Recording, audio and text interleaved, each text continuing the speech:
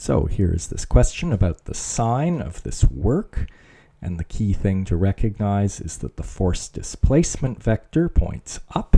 The point where the spring touches the mass moves up, and so the force displacement vector and the force that we're interested in point in opposite directions, and that tells us that this work is negative.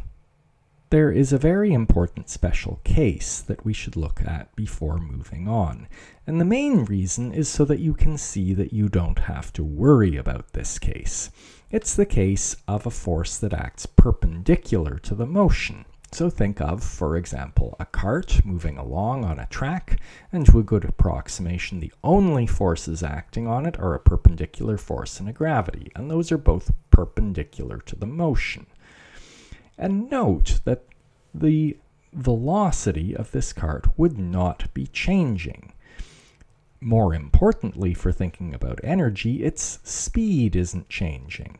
But we've also seen that if the acceleration is perpendicular to the velocity, then the speed doesn't change, and that tells you that a force perpendicular to the motion causes no change in speed. So in all these situations, there's no change in the kinetic energy, and in particular in the case of the cart, we can see that there are no other changes in energy, and so no work is being done. Our conclusion is that forces perpendicular to the motion do no work. We'll be able to generalize this.